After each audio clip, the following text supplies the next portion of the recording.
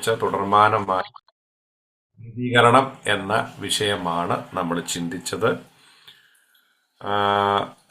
അതിനാധാരമായി നാം വായിച്ച വാക്യം കൊലോസ് ലേഖനമായിരുന്നു. കൊലോസ് ലേഖനം 2-ാമത്തെ അധ്യായം അതിൻ്റെ 14-15 വാക്യങ്ങളാണ് വായിച്ചു തുടങ്ങിയത്. ആ വാക്യത്തിൻ്റെ 1-ാമത്തെ പാർട്ടാണ് നമ്മൾ ചിന്തിച്ചത്.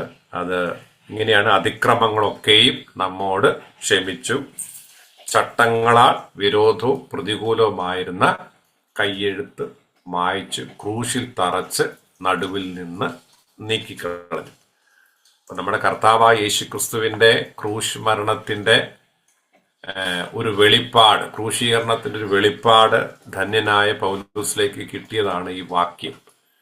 അത് പാപങ്ങൾ മോചിക്കപ്പെടുകയും ദൈവിക അധികാരം വെളിപ്പെടുകയും സാത്താന്റെ പദ്ധതികളെ പരാജയപ്പെടുത്തുകയും സാത്താനെ തന്നെ പരാജയപ്പെടുത്തുകയും ചെയ്തു എന്നുള്ള ശക്തമായ ഒരു വെളിപ്പാടിന്റെ കലവറയാണ് ആ വചനം. അതിൻ്റെ ആദ്യ ഭാഗമാണ് നമുക്ക് അതിക്രമങ്ങളൊക്കെ നമ്മോട് ക്ഷമിച്ച് ചട്ടങ്ങളാൽ വിരോധവും പ്രതികൂലമാണ് കയ്യെഴുത്ത് മായ്ച്ച്, അതാണ് ക്രൂശിൽ തറച്ചു നടുവിൽ നിന്ന് നീക്കിക്കളഞ്ഞു. നമ്മുടെ പാപം നമുക്കെതിരെ ഉണ്ടായിരുന്ന കയ്യെഴുത്താണ്. പിശാചിന്റെ പദ്ധതികൾ നമുക്കെതിരെ ഉണ്ടായിരുന്ന കയ്യെഴുത്താണ്. ന്യായപ്രമാണം നമുക്കെതിരെ ഉണ്ടായിരുന്ന കയ്യെഴുത്താണ്. ഇതിനെല്ലാം ക്രൂശിൽ കർത്താവ് മായ്ച്ചു കളഞ്ഞു. പാപം എല്ലാം മായ്ച്ചു കളഞ്ഞു എന്ന് പറഞ്ഞാൽ മറച്ചു കളയല്ല. പഴയ നിയമത്തിൽ ലംഘനങ്ങൾ മറയ്ക്കുന്നു അല്ലെ, ലംഘനം ക്ഷമിച്ചും പാപം മറച്ചും കിട്ടിയ മനുഷ്യൻ ഭാഗ്യവാൻ. അപ്പൊ മറച്ചു കിട്ടിയ സ്ഥാനത്ത് നിന്ന് പുതിയ നിയമത്തിലേക്ക് വന്നപ്പോൾ അത് മായ്ച്ചു കിട്ടി. മറച്ചു കിട്ടുക എന്ന് പറഞ്ഞാൽ അത് നിലനിൽക്കുന്ന ഒന്നല്ല, അത് അവിടെ ഉണ്ട്, ആ സ്ഥലത്തുണ്ട്. പക്ഷെ മായ്ച്ചു കളഞ്ഞെന്ന് പറഞ്ഞാൽ ഇനി അവിടെ ഇല്ല. പിശാചിനെ കാണാൻ കഴിയില്ല. ദൈവം അത് ഓർക്കുന്നില്ല, എല്ലാം മായ്ച്ചു കളഞ്ഞു. ക്ലിയർ. ഇതാണ് പുതിയ നിയമത്തിൽ യേശു ക്രിസ്തുവിലൂടെ, യേശുവിന്റെ രക്തത്താൽ നമ്മൾ വരുന്ന നീതീകരണം എന്ന് പറയുന്നത്. നീതീകരണം നമ്മുടെ സ്വന്തം നീതിയല്ല. നാം നിൽക്കുന്നത് ദൈവത്തിന്റെ നീതിയിലാണ്. എന്ന് പറഞ്ഞാൽ ക്രൂശിൽ നമ്മുടെ പാപത്തെ കർത്താവ് ഏറ്റെടുത്തിട്ട് കർത്താവിന്റെ നീതിയെ നമ്മിലേക്ക് പകർന്നു തന്നു. അതാണ് സ്വർഗം. നമ്മുടെ അശുദ്ധിയെ ഏറ്റെടുത്തിട്ട് കർത്താവിന്റെ വിശുദ്ധിയെ നമുക്ക് നൽകി തന്നു. യഥാർത്ഥത്തിൽ ദൈവമായവൻ ക്രൂശിൽ കിടക്കുമ്പോൾ നമുക്കറിയാം, കണ്ടാൽ ആളല്ല എന്ന് തോന്നുമാറ് തകർക്കപ്പെട്ടു.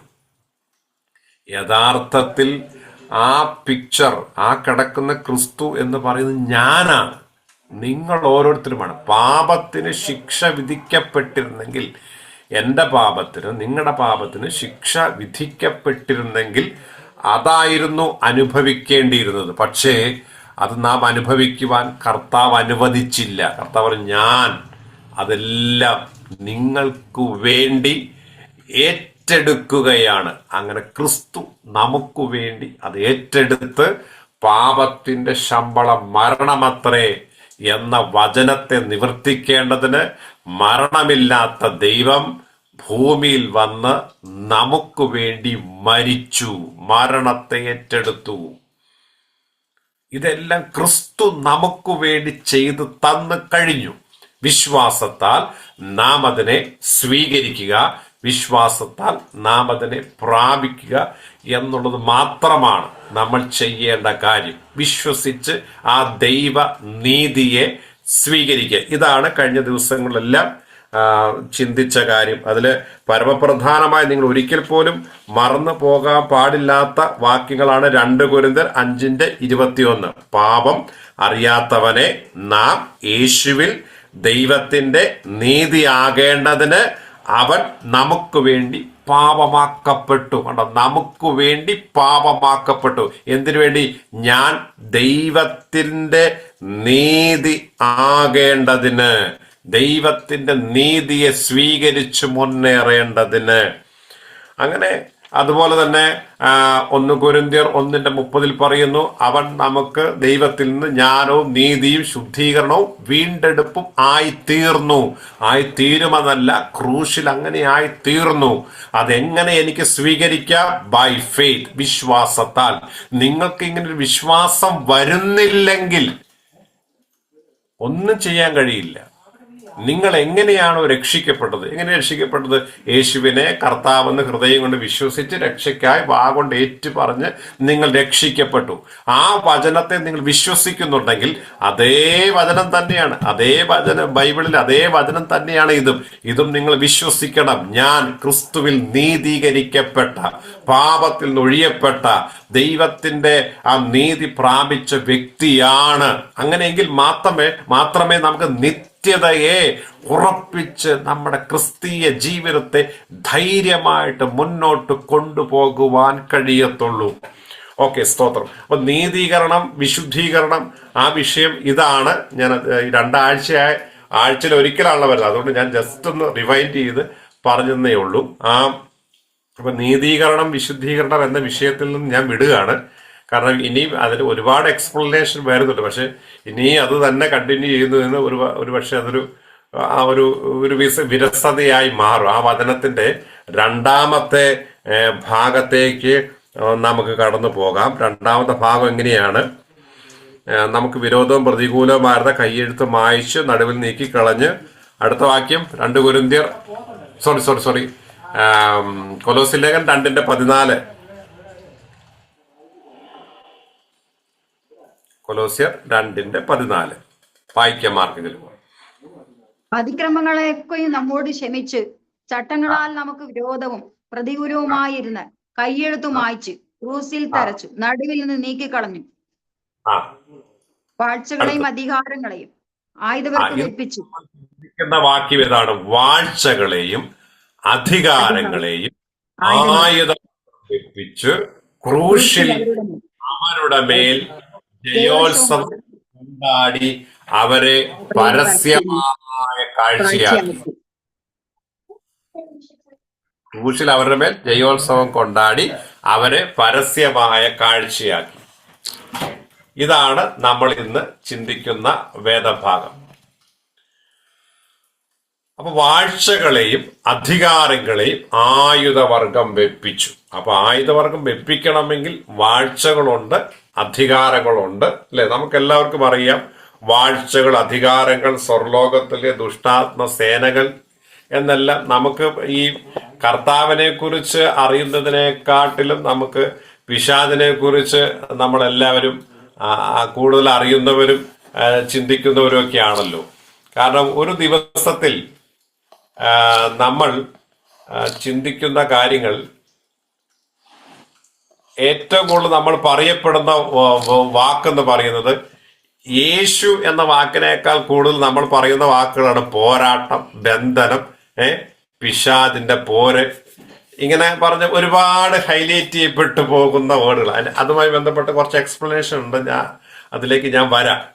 അപ്പൊ വാഴ്ചകളിൽ നിന്നും അധികാരങ്ങളിൽ നിന്നും എന്നൊക്കെ പറയുമ്പോൾ നമുക്ക് എല്ലാവരും നമ്മൾ ഭയങ്കര അലേർട്ടാവുന്ന വാക്കുകളാണ്, അല്ലേ? നമ്മളെയൊക്കെ ഒരു പട്ടി അടിക്കാൻ വരുമ്പോൾ നമ്മൾ പെട്ടെന്ന് അലർട്ടാകുന്നത് പോലെ നമ്മൾ പെട്ടെന്ന് അലർട്ടാകുന്ന വാക്കുകളാണ്. അപ്പോൾ വാഴ്ചകൾ, അധികാരങ്ങൾ, ഇത് ഈ പൈശാചിക മണ്ഡലവുമായി ബന്ധപ്പെട്ട വാക്കുകളാണ്. നമുക്കറിയാം, ഏദൻ തോട്ടത്തിൽ ആദമിനെയും ഹവ്വയെയും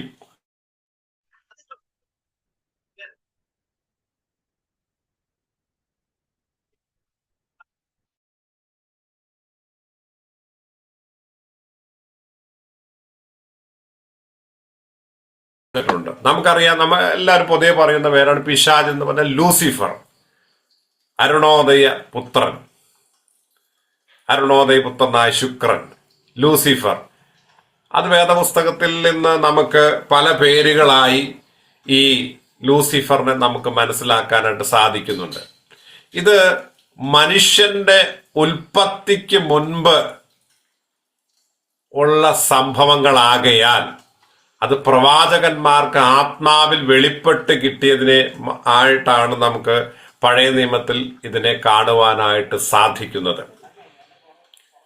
ഈ ലൂസിഫർ ദൈവത്തിന്റെ ദൂതനായിരുന്നു. പ്രധാനപ്പെട്ട ദൂതന്മാരുണ്ട്. ഗബ്രിയേൽ ദൂതനുണ്ട്, മിഖായേലുണ്ട്. അടുത്തൊരു പ്രധാനപ്പെട്ട ദൂതനായിരുന്നു ലൂസിഫർ. ഗബ്രിയേൽ നമുക്കറിയാം സന്ദേശവാഹകനാണ്. മിഖായേൽ യുദ്ധവീരനാണ്, യുദ്ധം ചെയ്യുന്നവനാണ്. ലൂസിഫർ എന്ന് പറഞ്ഞാൽ ആരാധന നയിക്കുന്ന സംഗീത പ്രമാണി എന്നൊക്കെ നമുക്ക് പെട്ടെന്ന് പറയാവുന്ന പേരിൽ ഉൾപ്പെടുത്തുന്ന ദൂതനാണ് ലൂസിഫർ. ലൂസിഫറിനെ കുറിച്ച് വചനത്തിൽ ഈ പറയുന്ന വേദഭാഗങ്ങൾ അത് എസെക്കിയേൽ പ്രവചനത്തിലുണ്ട്. അതിനു മുമ്പ് ഒരു വാക്യം വായിക്കാം. ഉൽപ്പത്തി പുസ്തകം 1-ാം അധ്യായം അതിന്റെ 1-2 വാക്യങ്ങൾ.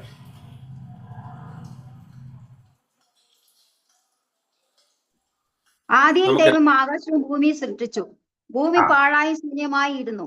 ആഴത്തിന്മീതെ ഇരുൾ ഉണ്ടായിരുന്നു. ദൈവത്തിന്റെ ആത്മാവ് വെള്ളത്തിന്മീതെ പരിവർത്തിച്ചുകൊണ്ടിരുന്നു. വെളിച്ചം ഉണ്ടാകട്ടെ. ആകാശവും ഭൂമിയും സൃഷ്ടിച്ചു. അപ്പോ വളരെ മനോഹരമായൊരു വേർഡാണത്. ആദ്യം ദൈവം ആകാശവും ഭൂമിയും സൃഷ്ടിച്ചു. പക്ഷെ രണ്ടാമത് പറയുന്ന വേർഡ് നമുക്ക് പെട്ടെന്ന് വിഷമം തോന്നുന്ന വേട. ഭൂമി പാഴും ശൂന്യമായി തീർന്നു.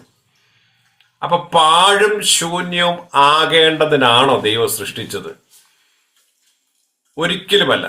എനിക്ക് തോന്നുന്നു ഇതുമായി ബന്ധപ്പെട്ട് നിങ്ങൾക്ക് അറിയാവുന്ന കാര്യമാണ്. എങ്കിലും ഇതിനെ എനിക്കൊന്ന് കണക്ട് ചെയ്ത് പറഞ്ഞേ മതിയാകത്തുള്ളൂ.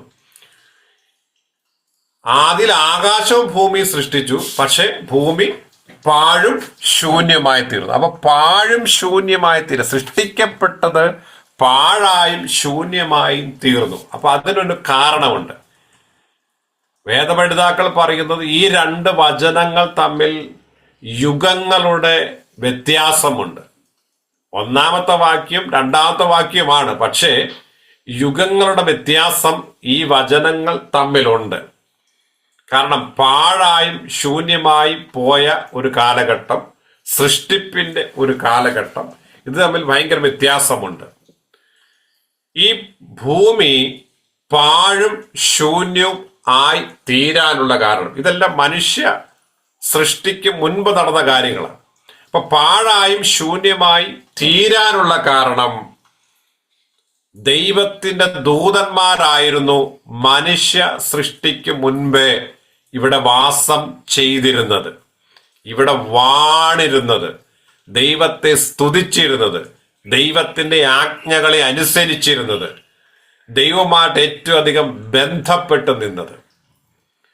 അങ്ങനെ ദൂതന്മാരിൽ പ്രധാനിയായ ലൂസിഫർ, ആരാധനക്കാരൻ, ദൈവത്തെ സ്തുതിക്കുന്ന, ദൈവത്തെ മഹത്വപ്പെടുത്തുന്ന ആരാധനയിലേക്ക് ദൂതഗണങ്ങളെ നയിക്കുന്ന ഒരു പ്രധാനപ്പെട്ട ദൂതൻ.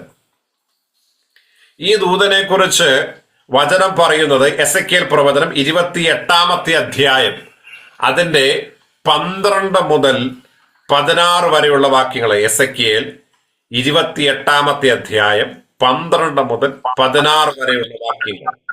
മനുഷ്യപുത്ര, നീ സോർ രാജാവിനെ കുറിച്ച് ഒരു വിലാപം തുടങ്ങി അവനോട് പറയേണ്ടത്, യഹോവയായ കർത്താവ് ഇപ്രകാരം അരുളിച്ചെന്നു, നീ മാതൃക മുദ്രയാകുന്നു, നീ ജ്ഞാനസമ്പൂർണനും സൗന്ദര്യസമ്പൂർണനും തന്നെ. നീ ദൈവത്തിന്റെ തോട്ടമായ ഏദനിലായിരുന്നു. താമ്രമണി, പീതരത്നം, വ്യാജം, പുഷ്പരാഗം, ഓമേദകം, സൂര്യകാന്തം, നീലക്കല്ല്, മാണിക്യം, മരകതം മുതലായ സകല രത്നങ്ങളും നിന്നെ മൂടിയിരുന്നു. നിന്നെ ദീർഘനാളിൽ നിന്നിലുള്ള തടങ്ങളെയും കൂട്ടുകളെയും പൊന്നുകൊണ്ടുള്ളായിരുന്നു. നീ ചിറക് വിടർത്തി മറയ്ക്കുന്ന ഗരുവാകുന്നു. ഞാൻ നിന്നെ വിശുദ്ധ ദേവപർവ്വതത്തിൽ ഇരുത്തിയിരുന്നു. നീ അഗ്നിമയ രഥങ്ങളുടെ മധ്യേ സഞ്ചരിച്ചു പോന്നു. നിന്നെ സൃഷ്ടിച്ച നാൾ മുതൽ നിങ്ങൾ നീതികേട് കണ്ടതുവരെ നീ നടപ്പിൽ നിഷ്കളങ്കനായിരുന്നു. നിന്റെ വ്യാപാരത്തിന്റെ നിന്നെ സൃഷ്ടിച്ച നാൾ മുതൽ നിന്റെ നടപ്പിൽ നിഷ്കളങ്കനായിരുന്നു നീ. പക്ഷെ നീതികേട് കണ്ട ആ സമയം വരെ. ശ്രദ്ധിച്ചേ, ഇത് എസെക്കിയേലിന് ഒരു വെളിപ്പാട് കിട്ടിയതാണ്. ഇത് യഥാർത്ഥത്തിൽ ലൂസിഫറിനെ കുറിച്ചുള്ള ഒരു വെളിപ്പാടാണ്. സോർ രാജാവ് എന്ന് പറഞ്ഞാ തുടങ്ങുന്നത്. പക്ഷെ ലൂസിഫറിനെ കുറിച്ചുള്ള കൃത്യമായൊരു വെളിപ്പാട് ദൈവം കൊടുക്കുകയാണ്. അപ്പൊ ലൂസിഫറിനെ കുറിച്ച് പറയുന്നത് അവൻ മാതൃകാ മുദ്ര, ജ്ഞാനസമ്പൂർണൻ, സൗന്ദര്യ സമ്പൂർണൻ. അടുത്തത് ഈ ദൂതന്റെ പ്രത്യേകത രത്നങ്ങൾ കൊണ്ട് നിർമ്മിക്കപ്പെട്ടവൻ. രത്നങ്ങൾ കൊണ്ട്. എത്ര രത്നാന്നറിയാമോ? നിങ്ങൾ എണ്ണി നോക്കിയാൽ 9 രത്നങ്ങൾ അവിടെ കാണാം. 9 രത്നങ്ങൾ. അപ്പോൾ നവരത്നങ്ങൾ കൊണ്ട് നിർമ്മിക്കപ്പെട്ടവനും സൗന്ദര്യത്തിന്റെ പൂർണ്ണതയുള്ളവനും ജ്ഞാനത്തിന്റെ സമ്പൂർണതയുള്ളവനും മാതൃകാ മുദ്രയായവനുമായ ഒരു ദൂതൻ. അവന് പ്രത്യേകമായി വാസം ചെയ്യാൻ പോലും ഒരിടം ദൈവം ഒരുക്കി. വിശുദ്ധ ദേവ പർവ്വതം എന്ന് തന്നെ പേരിൽ ഒരു ഇരിപ്പിടം തന്നെയുണ്ട്. അഗ്നിമയ രഥങ്ങളുടെ മധ്യ സഞ്ചരിക്കുന്നവ. ഇങ്ങനെ ഭയങ്കരമായി ഹൈലൈറ്റ് ചെയ്യപ്പെട്ടിട്ടുള്ള ശ്രേഷ്ഠ പദവികളെ നൽകി ദൈവത്താൽ ആദരിക്കപ്പെട്ട് മുന്നോട്ട് പോയ ഒരു അനുഗ്രഹിക്കപ്പെട്ട നല്ലൊരു വർഷിപ്പ് ചെയ്യുന്ന ദൂതനായിരുന്നു. ദൂതനെ കുറിച്ച് ഇങ്ങനെ പറയുന്നില്ല, അവൻ ചിറക് വിടർത്തുമ്പോൾ സപ്തസ്വരങ്ങൾ അല്ലെങ്കിൽ സംഗീത മാധുര്യം അവന്റെ ചിറകിൽ നിന്ന് ഉയരും. അത്ര അതിമനോഹരമായിരുന്നു. അപ്പോൾ വളരെ ശ്രദ്ധിക്കപ്പെടേണ്ട കാര്യം, ഇങ്ങനെ അതിമനോഹരമായി സൃഷ്ടിക്കപ്പെട്ട ഈ ദൂതൻ എല്ലാം ജ്ഞാനത്തിന് സമ്പൂർണതയുണ്ട്, സൗന്ദര്യത്തിന്റെ സമ്പൂർണത, എല്ലാം കൊണ്ടും ഇങ്ങനെ തികഞ്ഞു നിൽക്കുന്നു എന്ന് തോന്നിയ ഈ ദൂതൻ തന്റെ ഹൃദയത്തിൽ ഇങ്ങനെ ചിന്തിച്ചു, ഞാൻ ഇത്രയും ജ്ഞാനവും സൗന്ദര്യവും പരിപൂർണതയും ഒക്കെ ഉള്ള ഞാൻ എന്തിനാണ് ദൈവത്തിൽ നിന്ന് താഴെയായി നിന്ന് ഒരു ദേവപർവ്വതത്തിൽ മാത്രം ഞാൻ എന്തിനാ ഇങ്ങനെ ഒതുങ്ങി നിൽക്കുന്നത്? എനിക്ക് അത്യുന്നതനോട് സമനാകണം.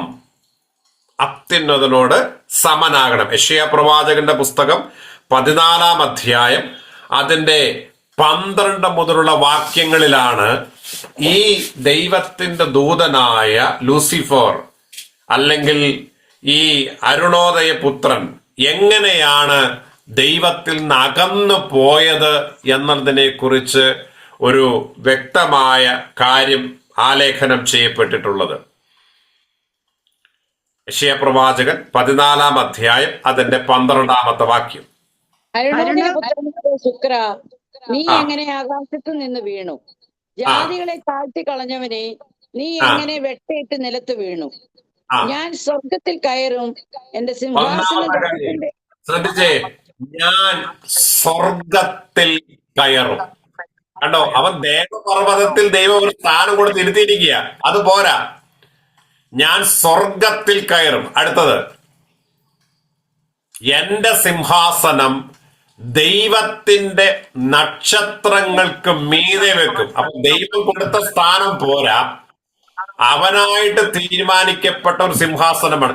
ഇവിടെ ഈ വാക്യങ്ങൾ വളരെ ശ്രദ്ധിക്കണം കേട്ടോ. ഞാൻ എന്റെ സെൽഫിനെ ഉയർത്തുന്ന കാണാം. ഞാൻ എന്ന ഭാവം വെളിപ്പെട്ട് വരുന്നത് കൃത്യമായിട്ട് കാണാൻ കഴിയും കേട്ടോ.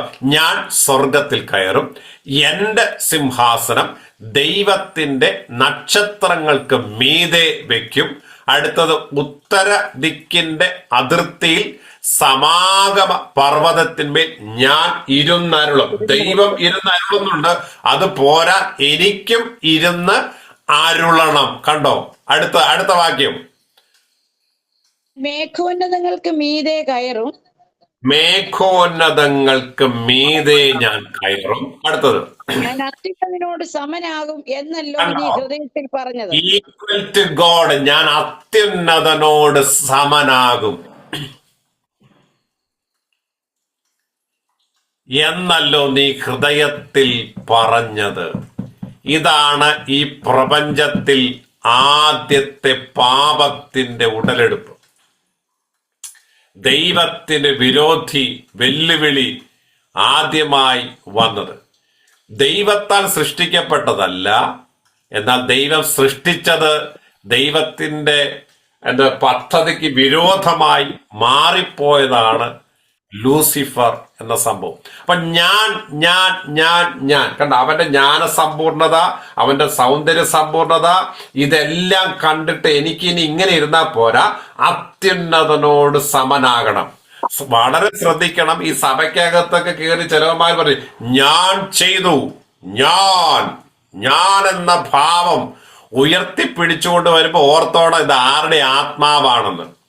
പൗലോസ് പോലും ജ്ഞാനം കൊണ്ട് പറഞ്ഞ പൗലോസ് പറഞ്ഞു ഞാനാകുന്ന കൃപയാലാണെന്നാ പറഞ്ഞത്. പക്ഷേ സഭയ്ക്കൊരു 10 രൂപ കൊടുത്ത 1,00,000 രൂപ കൊടുത്ത ഗമേല പിന്നെ സഭ ഭരിക്കാൻ ചെല്ലുന്നത് ഞാൻ എന്ന ഭാവം വെച്ചുകൊണ്ട്. ഞാൻ ചെയ്തു, ഞാൻ എന്ന ഭാവം നമ്മുടെ ജീവിതത്തിലെ ഏറ്റവും വലിയ അപകടവും അത് ആരുടെ സ്വഭാവത്തിൽ പെട്ടതാണെന്ന് ഞാൻ പ്രത്യേകം എടുത്തു പറയേണ്ട ആവശ്യമില്ല. ദൈവമക്കളെ, ദൈവസഭയ്ക്കകത്തും നമ്മുടെ ആത്മീയ ജീവിതത്തിനകത്തും ഞാൻ എന്ന ഭാവം ഇല്ല.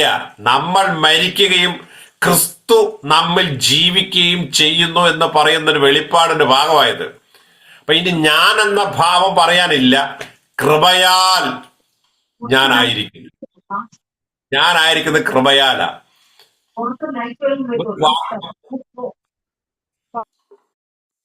ഒരു വാക്കും എനിക്ക് പ്രശംസിക്കാനോ പുകഴുവാനോ ഇല്ല. കണ്ടോ? അപ്പോൾ ഞാൻ എന്ന ഭാവം വലിയ അപകടമാണ്. ദൈവത്തിന്റെ സന്നിധിയിൽ നമ്മൾ തിരുത്തപ്പെടേണ്ടതും സമർപ്പിക്കപ്പെടേണ്ടതുമായ വളരെ പ്രാധാന്യമർഹിക്കുന്ന കാര്യമാണ്. അപ്പോൾ ഈ ദൂതന്റെ സൃഷ്ടിപ്പിനകത്ത് നമ്മൾ വായിച്ചതിനകത്ത് ജ്ഞാനത്തിന്റെ സൗന്ദര്യത്തിന്റെ കണ്ടോ, ഇപ്പോഴെല്ലാം ഈ സൗന്ദര്യമാണ് ഏറ്റവും അധികം ഹൈലൈറ്റ് ചെയ്തു പോകുന്നത്. ഇപ്പൊ സൗന്ദര്യത്തിന്റെ കാര്യം അങ്ങ് വിടും. അതിലും വളരെ നമ്മൾ ശ്രദ്ധിക്കപ്പെടേണ്ട കാര്യം ഞാൻ പറഞ്ഞു, ദൂതനെ സൃഷ്ടിച്ചത് എങ്ങനെയാണ്? രത്നങ്ങൾ കൊണ്ടാണ് സൃഷ്ടിച്ചത്, അല്ലേ? ഏതാണ് രത്നം?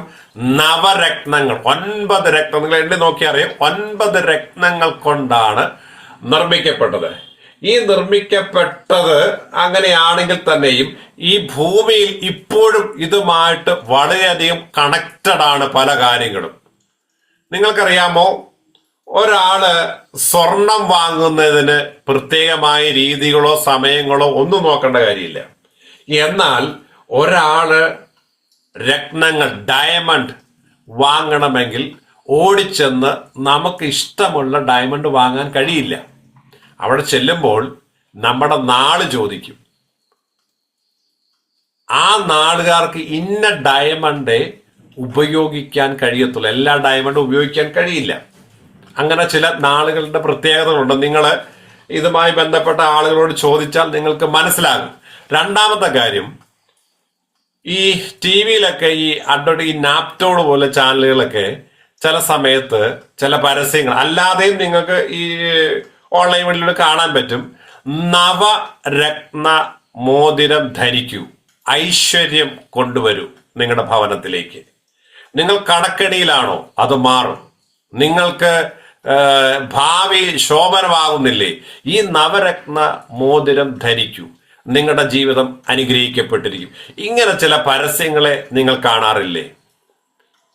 യഥാർത്ഥത്തിൽ നവരത്ന മോതിരം ധരിച്ചാൽ നിങ്ങൾക്കൊരു അനുഗ്രഹം ഉണ്ടാകുമെങ്കിൽ തമ്പുരാന്റെ വചനം ക്രിസ്റ്റൽ ക്ലിയർ ആയിട്ട് പറയുന്നു, നവരത്നങ്ങൾ കൊണ്ട് നിർമ്മിച്ചത് ഒരേ ഒരാളെയാണ്, അത് ലൂസിഫറിനെ.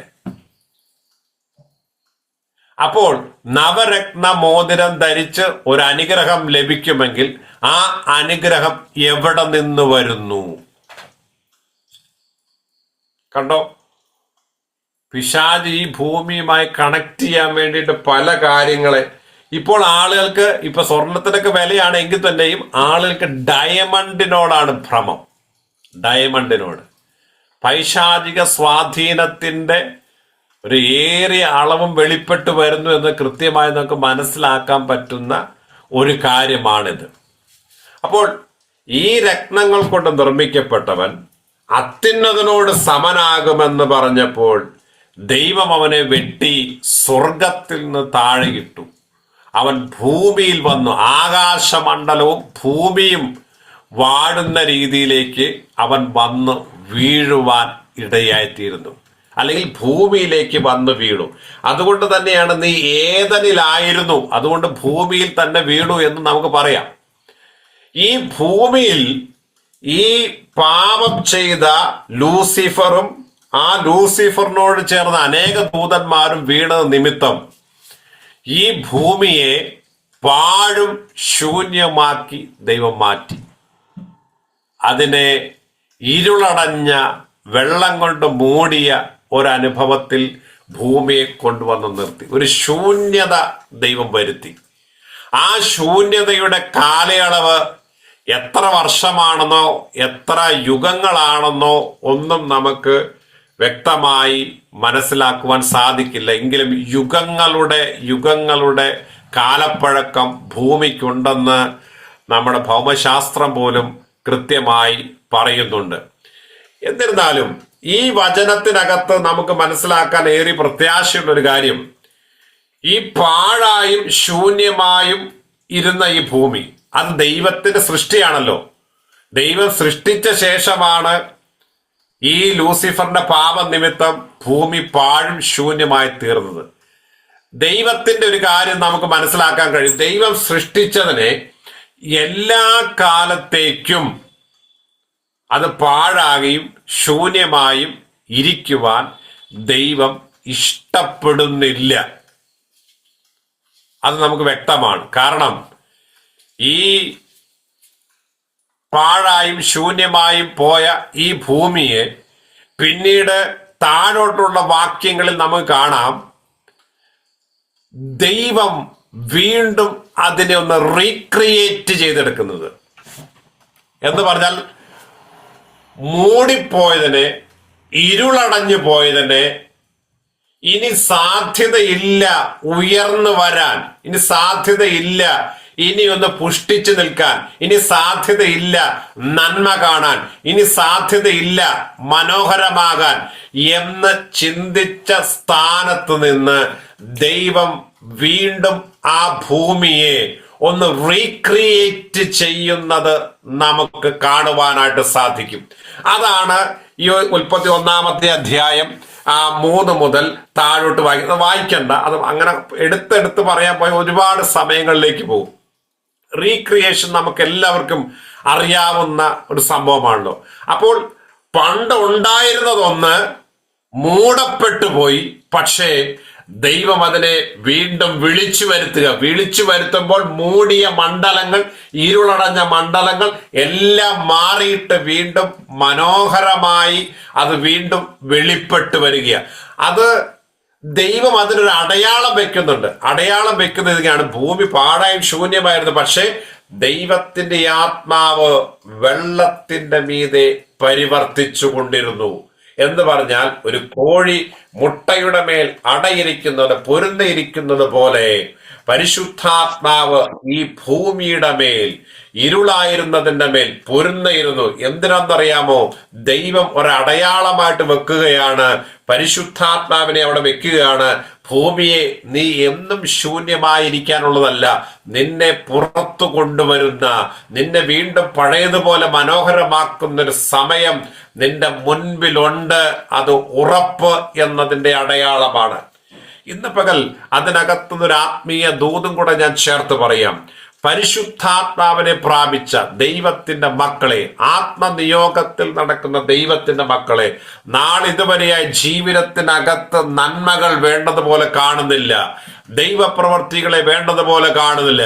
എവിടെയൊക്കെയോ ഇരുളടഞ്ഞ മേഖലകൾ കാണുന്നുണ്ട്, വെള്ളം കൊണ്ട് മൂടപ്പെട്ടതുപോലെ അനുഭവങ്ങളുണ്ട്, നന്മകളെ വേണ്ടതുപോലെ കാണാൻ കഴിയാത്ത ചില സാഹചര്യങ്ങളുണ്ട്. പക്ഷെ ഇന്ന് പകൽ ഈ വചനത്തിന്റെ അടിസ്ഥാനത്തിൽ പ്രവചനാത്മാവിനൊരു ദൂത് ഞാൻ പറയാം. ഈ വചനത്തെ നിങ്ങൾ ഇന്ന് പകൽ വിശ്വസിക്കാൻ തയ്യാറായിക്കോ. ദൈവത്തിന്റെ സൃഷ്ടിപ്പുകൾ നിങ്ങളുടെ മേൽ വെളിപ്പെടാനുള്ള സമയമായിട്ടുണ്ട്. ദൈവത്തിന്റെ ചില മുളകൾ നിങ്ങളിൽ പുറപ്പെട്ടു വരാനുള്ള സമയമായിട്ടുണ്ട്. ദൈവം ചിലതിനെ നോക്കി കൽപ്പിക്കുന്ന, ചില സൃഷ്ടിപ്പുകളെ കൽപ്പിച്ചാക്കുമെന്ന് ഇന്ന് രാത്രി ദൈവത്തിന്റെ ആത്മാവ് ഒരു ദൂത് ഇതിനകത്ത് കൈമാറുന്നുണ്ട്. ഹല്ലേലൂയ. നീ എന്നും ഇരുളിനകത്തിരിക്കത്തില്ല, എന്നും വെള്ളം കൊണ്ട് മൂടിയതുപോലെ ഇരിക്കത്തില്ല, നന്മ കാണാതെ എന്നും നീ ഇരിക്കത്തില്ല, ആരോഗ്യമില്ലാതെ നീ എന്നും ഇരിക്കത്തില്ല. ഇന്ന് രാത്രി ദൈവം ഒരു ഉറപ്പ് പറയുന്നു, ദൈവാത്മാവുള്ള നീ പുറത്തു വരും. തീക്ക് നിന്നെ ഒതുക്കുന്നതിന് പരിധിയുണ്ട്, ഇരുട്ടിന് നിന്നെ ഒതുക്കുന്നതിന് പരിധിയുണ്ട്, വെള്ളത്തിന് നിന്നെ ഒതുക്കുന്നതിന് പരിധിയുണ്ട്. നിന്റെ അകത്ത് പരിവർത്തിക്കുന്ന പരിശുദ്ധാത്മാവുണ്ടല്ലോ, നിന്നെ പുറത്തു കൊണ്ടുവരാൻ ഇന്ന് രാത്രി വ്യഗ്രതപ്പെടുന്നു. നിന്റെ അകത്തൊരു പുതിയ സൃഷ്ടിപ്പിനെ കൽപ്പിക്കാൻ, ഇന്നലകളിൽ മൂടപ്പെട്ടു പോയതിനെ ദൈവം റീക്രിയേറ്റ് ചെയ്യുക, ഇന്നലകളിൽ നഷ്ടപ്പെട്ടു പോയതിനെ ദൈവം പുറത്തു കൊണ്ടുവരികയാണ് യേശുവിന്റെ നാമത്തിൽ. Hallelujah, hallelujah. ഇന്ന് രാത്രി സ്വർഗം കൃത്യമായ ഒരു കാര്യം പറയുന്നുണ്ട്. ഇന്നലകളിൽ നിന്നിൽ നഷ്ടപ്പെട്ട ചിലതുണ്ട്, ഇന്നലകളിൽ നിന്നിൽ മൂടിപ്പോയ ചിലതുണ്ട്. ഇനി ഒരിക്കലും അത് എനിക്ക് തിരികെ ലഭിക്കില്ലല്ലോ എന്ന് നീ വ്യസനിക്കുമ്പോൾ ദൈവാത്മാവ് ഇന്ന് രാത്രി ഒരു ദൂത് നിന്റെ മേൽ കൈമാറുകയാണ്. അത് നഷ്ടപ്പെട്ടു പോയെന്ന് നിനക്ക് ലഭിക്കില്ലെന്ന് ചിന്തിക്കണ്ട. ചില പുനഃക്രമീകരണങ്ങൾ അല്ലെങ്കിൽ ഇന്ന് രാത്രി ദൈവം കൽപ്പിക്കുന്നുണ്ട്. നിന്നെ നോക്കിയ ദൈവത്തിന്റെ സൃഷ്ടിപ്പ് വെളിപ്പെടാൻ പോകുന്നത്. ഉണ്ടാകട്ടെ എന്ന ദൈവത്തിന്റെ ശബ്ദം ഇന്ന് രാത്രി നിന്റെ അന്തരാത്മാവിലേക്ക് ദൈവാത്മാവ് കൈമാറുകയാ. നിന്റെ സാഹചര്യങ്ങളിലേക്ക് ഇന്ന് രാത്രി ദൈവാത്മാവ് കൈമാറുകയാണ്. ചില സൃഷ്ടിപ്പുകൾക്ക് വേണ്ടി ഈ മീറ്റിനകത്ത് ഇരിക്കുന്നവർ ഇന്ന് രാത്രി റെഡിയാവുക. അല്ല, ദൈവത്തിന്റെ റീക്രിയേഷനുകൾ നിന്നിൽ വെളിപ്പെടുന്നു. ഹല്ലേലൂയ. ദൈവത്തിന്റെ മനോഹരത്വം എന്തെന്ന് നിന്റെ കുടുംബം കാണാൻ പോകുന്നു, നിന്റെ തലമുറ കാണാൻ പോകുന്നു. സ്വർഗം അത് ചെയ്യും. ഇരുളുകൾ മാറും, ആത്മമണ്ഡലം വെളിപ്പെടും, പരിശുദ്ധാത്മാവ് അത്ഭുതങ്ങൾ ചെയ്യും യേശുവിന്റെ നാമത്തിൽ. ഇന്ന് രാത്രി കർത്താവേ, ഈ ഓൺലൈനിൽ ഇരിക്കുന്നവരുടെ ജീവിതത്തിനകത്ത് സൃഷ്ടിപ്പുകൾ വെളിപ്പെട്ടു തുടങ്ങട്ടെ. ചില ആരംഭങ്ങൾ ഇന്ന് രാത്രി തുടങ്ങട്ടെ കർത്താവേ. ശുശ്രൂഷ മണ്ഡലങ്ങളിൽ ഇരുളടഞ്ഞു പോയെന്ന് പറഞ്ഞത്, ഒതുങ്ങിപ്പോയെന്ന് പറഞ്ഞത് ഇന്ന് രാത്രി യേശുവിന്റെ നാമത്തിൽ ശുശ്രൂഷയുടെ പുതിയ വാതിലുകൾ തുറക്കട്ടെ കർത്താവേ. ചില ആത്മമണ്ഡലങ്ങൾ തുറന്നു വരട്ടെ കർത്താവേ. ഇരുളിന്റെ മണ്ഡലങ്ങൾ പൊളിയട്ടെ കർത്താവേ. യേശുവിന്റെ നാമത്തിൽ സംഭവിക്കട്ടെ. ചില സൃഷ്ടിപ്പുകളെ സ്വീകരിക്കാൻ റെഡിയാവുക. ദൈവാത്മാവിന്റെ ശബ്ദം നിന്നിലാണ് ഇവ മുഴങ്ങുന്നത്. നിന്റെ കുടുംബത്തിലാണ് ഇന്ന് പകൽ മുഴങ്ങുന്നത്. നിന്റെ ശുശ്രൂഷയ്ക്കകത്താണ് ഇന്ന് പകൽ മുഴങ്ങുന്നത്. നിന്റെ തലമുറയ്ക്കകത്താണ് ഇന്ന് പകൽ മുഴങ്ങുന്നത്. നീ ഏതിലാണ് ഇന്ന് രാത്രി വിശ്വസിച്ച് സ്വീകരിക്കുന്നത്, അതിനകത്ത് ഈ റീക്രിയേഷൻ വെളിപ്പെടുകയാണ്. ഹല്ലേലൂയ. യേശുവിന്റെ നാമത്തിൽ അങ്ങനെ മക്കളെ അനുഗ്രഹിച്ച് പ്രാർത്ഥിക്കുന്നു. സ്തോത്രം, സ്തോത്രം, സ്തോത്രം, സ്തോത്രം, സ്തോത്രം. Hallelujah, hallelujah. ഇത് ബൈബിൾ ക്ലാസ് ആണല്ലോ. ഞാൻ ആ ഒരു സബ്ജക്റ്റിനെ അവിടെ അങ്ങ് നിർത്തുക. പരിശുദ്ധാത്മ ഒരു കാര്യം, ഒരു ബോധ്യം തന്നത് ഞാൻ ആത്മാവിലൊന്ന് പറഞ്ഞു എന്ന് മാത്രം. ഹല്ലേലൂയ. അത് നിങ്ങളുടെ ജീവിതത്തിൽ ഒരു അനുഗ്രഹമായി മാറട്ടെ. സ്തോത്രം. അപ്പോൾ ലൂസിഫർ ഭൂമിയിൽ വീണു. ഭൂമി പാഴും ശൂന്യമായി. ദൈവം അതിനെ വീണ്ടും റീക്രിയേറ്റ് ചെയ്തെടുക്കുന്നു. ആ റീക്രിയേഷനിലാണ് സൃഷ്ടിപ്പിന്റെ 6ാമത്തെ ദിവസം ദൈവം നിലത്തെ പൊടി കൊണ്ട് മനുഷ്യനെ സൃഷ്ടിക്കുന്നത്. നമുക്കറിയാവുന്നതുകൊണ്ട് ഞാൻ വേഗം പറഞ്ഞു പോകാം. ശരിക്കും പറഞ്ഞ പിതാവ്, പുത്രൻ, പരിശുദ്ധാത്മാവ് ആ ത്രിയേക ദൈവത്തിന്റെ കൂട്ടായ്മയിലാണ്. കാരണം വരുവിൻ എന്ന് പറഞ്ഞിട്ടാണ് നാം നമ്മുടെ സാദൃശ്യത്തിലും നമ്മുടെ സ്വരൂപത്തിലും മനുഷ്യനെ സൃഷ്ടിച്ചത്. അപ്പോൾ ദൈവത്തിന്റെ സാദൃശ്യത്തിലും ദൈവത്തിന്റെ സ്വരൂപത്തിലും. അതിന്റെ ഉൽപ്പത്തി പുസ്തകം 1-ാമത്തെ അധ്യായം അതിന്റെ 26, 27 വാക്യങ്ങളൊന്ന് വായിച്ചേ. നാം നമ്മുടെ സ്വരൂപത്തിൽ നമ്മുടെ സാദൃശ്യപ്രകാരം മനുഷ്യനെ ഉണ്ടാക്കുക. അവർ സമുദ്രത്തിലുള്ള മത്സ്യങ്ങളിന്മേലും ആകാശത്തിലുള്ള പർവ്വജാതികളിന്മേലും മൃഗങ്ങളിന്മേലും സർവ്വഭൂമിയിന്മേലും ഭൂമിയിൽ ഇഴയുന്ന എല്ലാ ഇഴജാതികളിന്മേലും വാഴട്ടെ എന്ന് കൽപ്പിച്ചു. വാഴട്ടെ, വാഴുവാനുള്ള അധികാരം. വായിച്ചോ. ഇങ്ങനെ ദൈവം തന്റെ സ്വരൂപത്തിൽ മനുഷ്യനെ സൃഷ്ടിച്ചു, ദൈവത്തിന്റെ സ്വരൂപത്തിൽ അവനെ സൃഷ്ടിച്ചു, ആണും പെണ്ണുമായി അവനെ സൃഷ്ടിച്ചു, ആണും പെണ്ണുമായി സൃഷ്ടിച്ചു. വായിച്ചോ. ദൈവം അവരെ അനുഗ്രഹിച്ചു. നിങ്ങൾ സന്താനപുഷ്ടിയുള്ളവരായി പെരുകി ഭൂമിയിൽ നിറഞ്ഞു അതിനെ കീഴടക്കി സമുദ്രത്തിലെ മത്സ്യങ്ങളിന്മേലും ആകാശത്തിലെ പർവ്വജാതികളിന്മേലും സകല ഭൂചര ജന്തുക്കളിന്മേലും വാഴുവീൻ എന്ന് അവരോട് കൽപ്പിച്ചു. കണ്ട, ഭൂമിയിലും ആകാശത്തിലും സകല ഭൂചര ബന്ധുക്കളും നിങ്ങൾ എന്ത് ചെയ്യണം?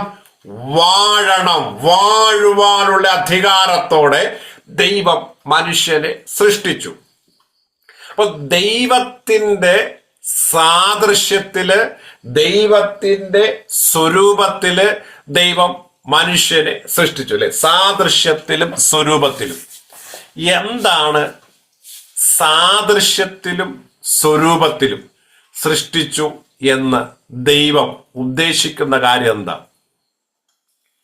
നമ്മൾ പലപ്പോഴും വായിക്കാറുണ്ട് സാദൃശ്യത്തിലും സ്വരൂപത്തിലുമാണ് സൃഷ്ടിച്ചതെന്ന് പറയാറുണ്ട്, പ്രസംഗിക്കാറുണ്ട്. എന്താ ഈ സാദൃശ്യവും സ്വരൂപവും? ആർക്കെങ്കിലും പറയാമോ എന്താ സാദൃശ്യവും സ്വരൂപവും?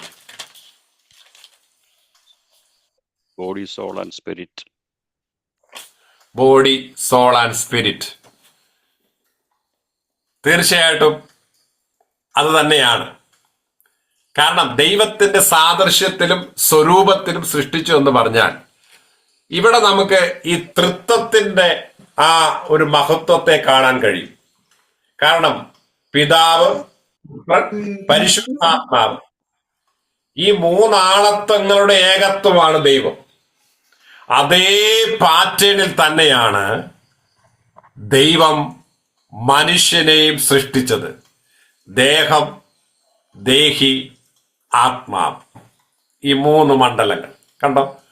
പിതാവ്, പുത്രൻ, പരിശുദ്ധാത്മാവ്, ദേഹം, ദേഹി, ആത്മാവ്. കണ്ടോ? അപ്പോൾ രത്നങ്ങൾ കൊണ്ട് സൃഷ്ടിക്കപ്പെട്ടത്, നിർമ്മിക്കപ്പെട്ടത് പാപം ചെയ്ത് ദൈവത്തിൽ അകന്നപ്പോൾ ദൈവം തീരുമാനിച്ചു, ഇനി രത്നങ്ങളൊന്നും വേണ്ട, ഒരു യോഗ്യതയുമില്ലാത്ത കളിമണ്ണിനെ എടുത്ത് യോഗ്യത ഉള്ളതാക്കി മാറ്റാം.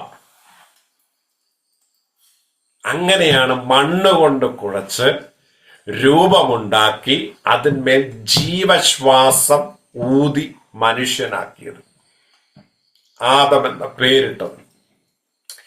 ഇത് തന്നെയായിരുന്നു പിശാചിന് മനുഷ്യനോടുള്ള ദേഷ്യവും. കാരണം രത്നങ്ങൾ കൊണ്ട് നിർമ്മിക്കപ്പെട്ടതിനേക്കാൾ അധികം സ്ഥാനം കളിമണ്ണ് കൊണ്ട് നിർമ്മിക്കപ്പെട്ടതിന് ലഭിച്ചു. ആദമിനെ കുറിച്ച് പറയുന്നു, ആദം ദൈവത്തിന്റെ മകനാണ്, അല്ലെ? ലൂക്കോസിന്റെ സുവിശേഷം 3-ാമത്തെ അധ്യായം ഏറ്റവും അവസാനത്തെ വാക്യത്തിൽ കിടക്കുന്ന ആദം ദൈവത്തിന്റെ മകൻ. അടുത്തത് ആദമിന്മേൽ വാഴുവാനുള്ള അധികാരം ദൈവം കൊടുത്തു. അധികാരം, വാഴുവാനുള്ള അധികാരം. അടുത്തത് കൂട്ടായ്മ, ദൈവമായിട്ടുള്ള കൂട്ടായ്മ ബന്ധം ദൈവം കൊടുത്തു. കൂട്ടായ്മ ബന്ധം. എന്നെ വെയിലാറുമ്പോൾ ദൈവം ഇറങ്ങി വരുന്നു, അല്ലെ? കളിമണ്ണ് കൊണ്ട് സൃഷ്ടിക്കപ്പെട്ട മനുഷ്യനും ദൈവവും തമ്മിൽ ഒരു ഫെലോഷിപ്പ്, സന്തോഷിക്കുന്നു, ആനന്ദിക്കുന്നു, ഭയങ്കര ഹാപ്പി ആയിട്ട് പോകുന്നു.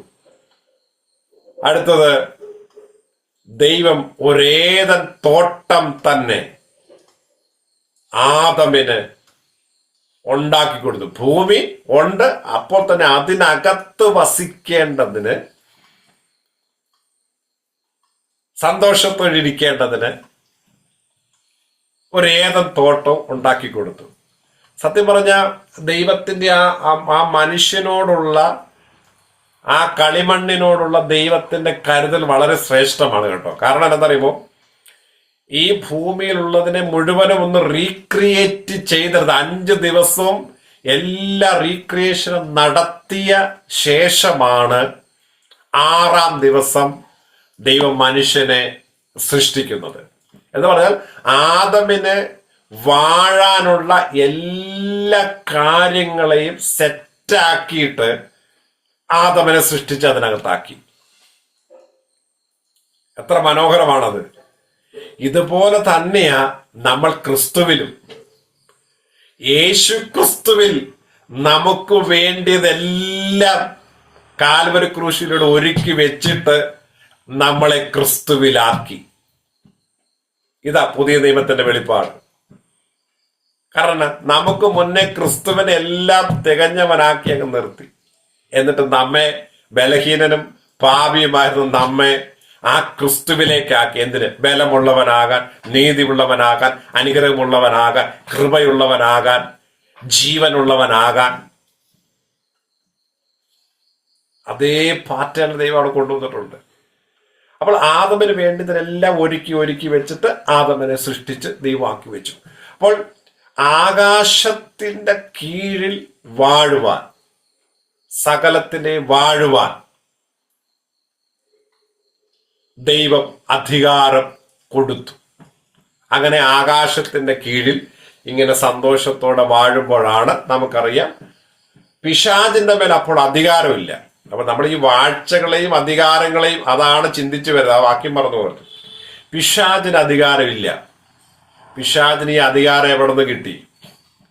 അവിടെയാണ് നമ്മൾ മനസ്സിലാക്കേണ്ടത്. യഥാർത്ഥത്തിൽ ആദമിനെ ഹവ്വയെയും പിശാചിനെ നേരിട്ട് പരാജയപ്പെടുത്താൻ കഴിയില്ല. കാരണം ആദം ദൈവത്തിന്റെ മകനാണ്. ആദമിന് വാഴുവാനുള്ള അധികാരമുണ്ട്. ദൈവമായിട്ടൊരു കൂട്ടായ്മ ബന്ധമുണ്ട്. ഒരു കാരണവശാലും നേരിട്ട് അറ്റാക്ക് ചെയ്യാനോ തോൽപ്പിക്കാനോ പിശാച് അവന്റെ ലൂസിഫർ അവന്റെ സകല ദൂതഗണങ്ങളുമായി വന്നാൽ പോലും നടക്കുകയില്ല. സോ ലൂസിഫർ ചിന്തിച്ച പരിപാടി എന്താണെന്നറിയാമോ? തന്ത്രം. ആ ബുദ്ധിയോടെ വന്നിട്ട് ചോദിക്കുന്നു.